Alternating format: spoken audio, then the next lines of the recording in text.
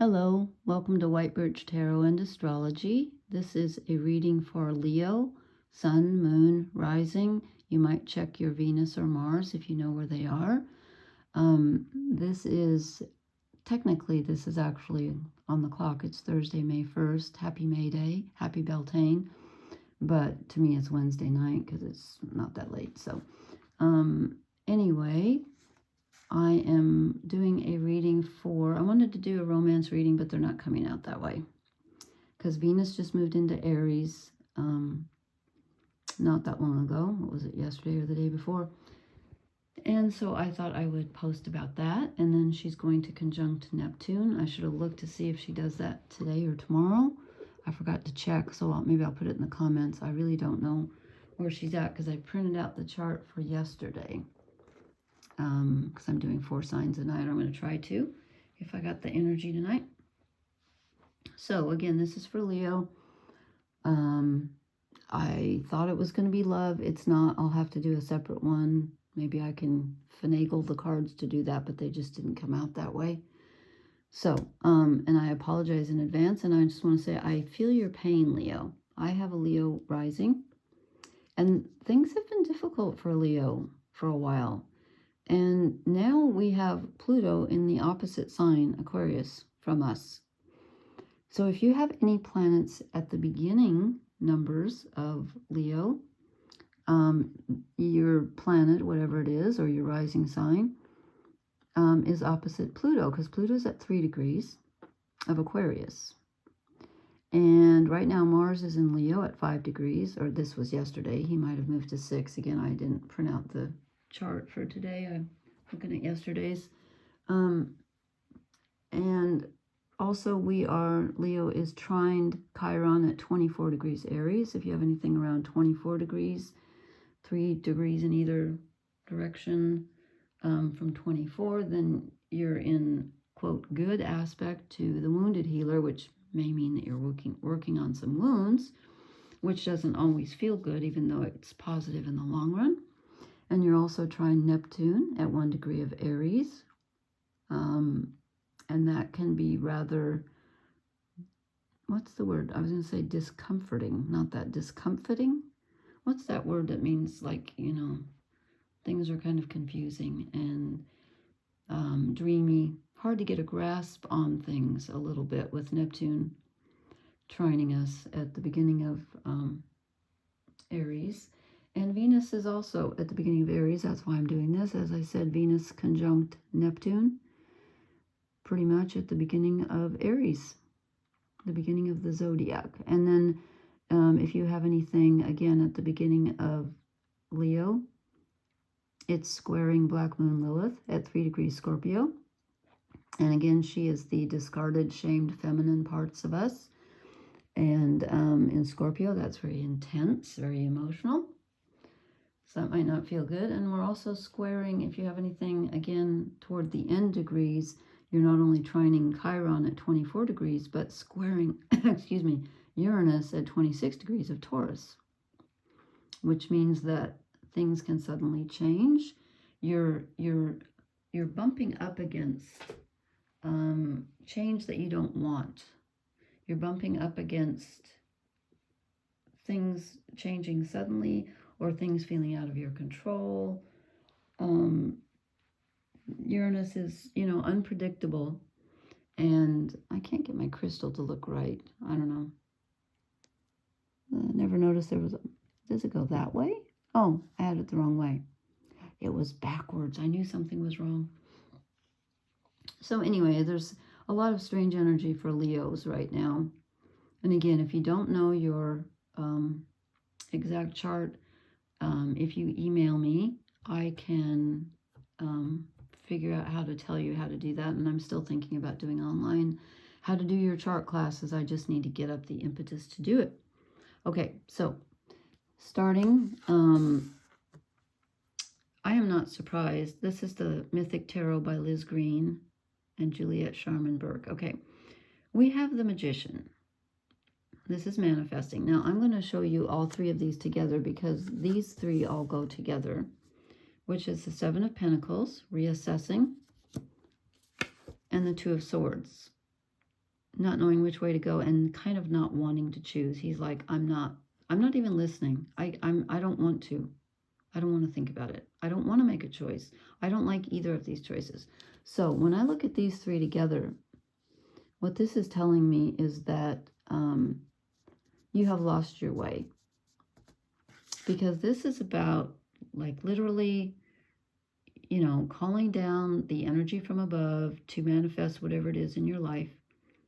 And when it comes out with reassessing and this not knowing, not wanting to choose, I get this huge message of I'm stuck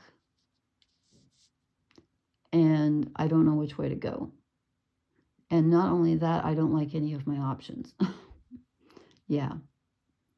This is not the happiest reading for Leo, but I feel like it's accurate, although it has a happy ending. So hang in there. Stay with me till the end. And I've done some shadow cards and a couple oracle cards. Okay, so you might be feeling right now off your game, which is weird because Mars is in our sign at the very beginning of Leo. What did I say? 5 degrees. Again, it could be 6 today. I didn't check today, but this was yesterday. Actually, I did this for today, so this was for Wednesday. But anyway, we should be feeling like really motivated, but we're not. And I think it's that opposition to Pluto. Oh, that's what I forgot to say. That's the main thing. Did I already say that? Oh, God, I can't remember. Okay, Mars is opposite Pluto at 3 degrees of Aquarius. Pluto is the transformation, rebirth, the death, transformation, and rebirth energy. And it's just stronger than Mars. What can I say? So your individual will wants to move ahead, but it's opposing the god of the underworld, who is saying, stop. You need to make a major transformation. Things need to change. You need to discard what's no longer working. You need to look at things differently. You need to find a different path.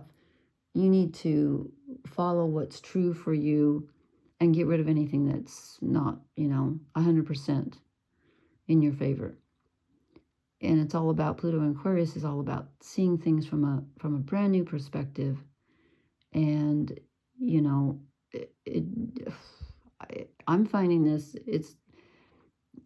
Pluto's right opposite my ascendant, and I'm just finding it massively difficult, just massively difficult. So if you have anything at the beginning degrees of Leo, you have my empathy. But again, this is for our own good, believe it or not. And it will, and if you, again, stick with me, because the reading gets better, thank God. It's tough. So you might be feeling like you don't even know what you want. You don't even know what you want to do right now. Nothing, like you take a step forward, you try to manifest something, and then it doesn't work out. It doesn't feel right. And you're like, wait, did I do the right thing? Did I do the wrong thing? You're constantly assessing everything and second guessing yourself, I think. And also we have, well, I'll show you. Let me get down to the bottom row. We have a lack. There are no wands in this reading. No fire. Leo is fire. Mars is fire. Mars is in Leo, but there's no fire here. We have pentacles. We have swords. We have cups. We have no fire until we get to the shadow cards. Okay. So then we get the 4 of Cups, feeling emotionally bored, lethargic, like nothing is lighting my fire. And that's strange for Leos, okay? They're usually, well, they're a fire sign. They're ruled by the sun. And then we get the 5 of Cups, a feeling that something important has left you. Now, this could literally be a person that you're missing, or it can be feeling like your willpower or your whole interest and excitement in life has just kind of fled. That's the way I'm feeling from this reading.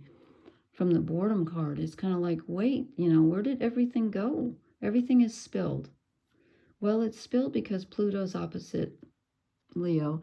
And again, Pluto takes, like, what did I say? Is it 7 years to go through a sign? I forget now. It takes 84 years to go around the circle.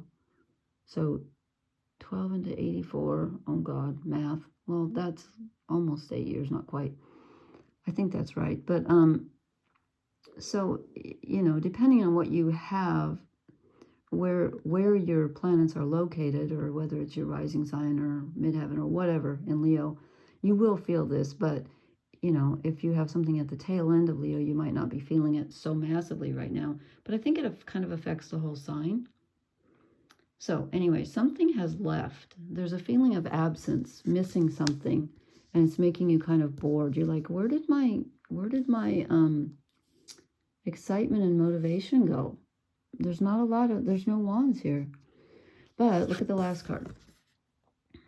We get the Wheel of Fortune. This is good, okay? Because since things are not great right now, this means change. Now again, with, you know, Leo is a fixed sign, so they don't like sudden change. They kind of like things to stay the same, actually.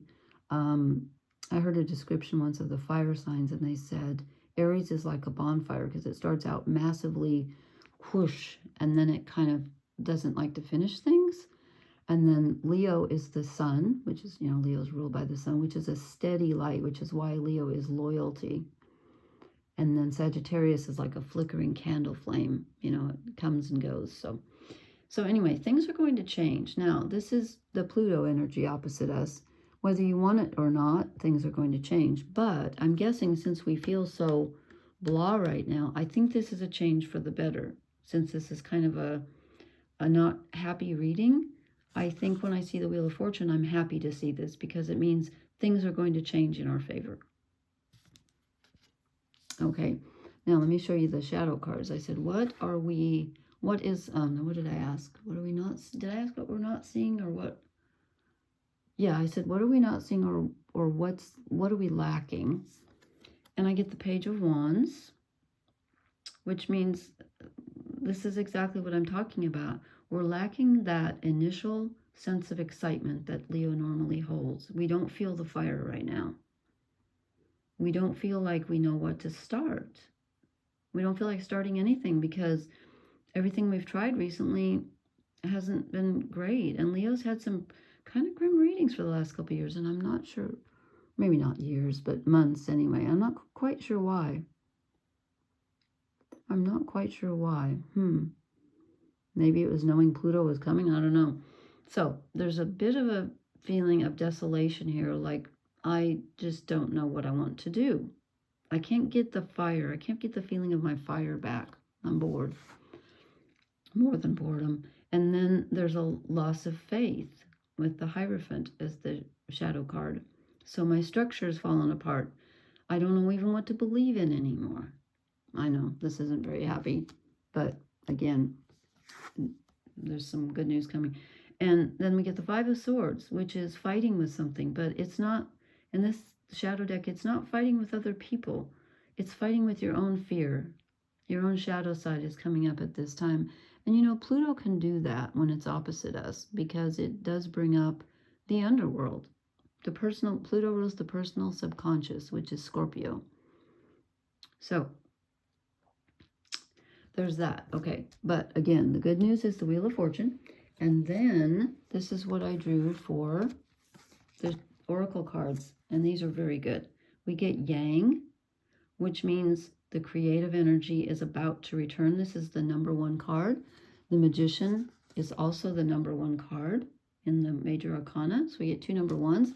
So I think something's going to start when the wheel turns, and I don't know exactly when that will be, but Mars is in Leo for a while. Again, I don't have the exact date. I should have looked it up, but I think it's going to come back. I think our feeling of excitement and you know, wanting to live, I think they're going to come back, and I don't think it's going to be that long. Because when I was thinking about this, I was kind of thinking about like the month of May. I think it's going to come back during the month. And then this bears out the Wheel of Fortune, a change in the wind. Thank you. We need this. We need this. Leo's been struggling. I have to admit that. So hang in there. Things are going to change. And there's always a calm before the storm.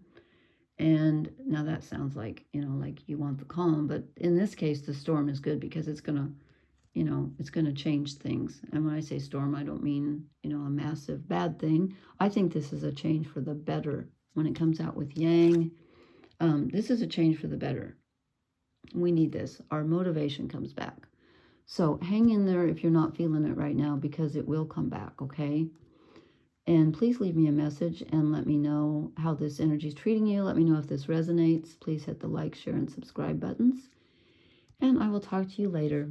Okay, thank you, Leo. Blessings. Good night.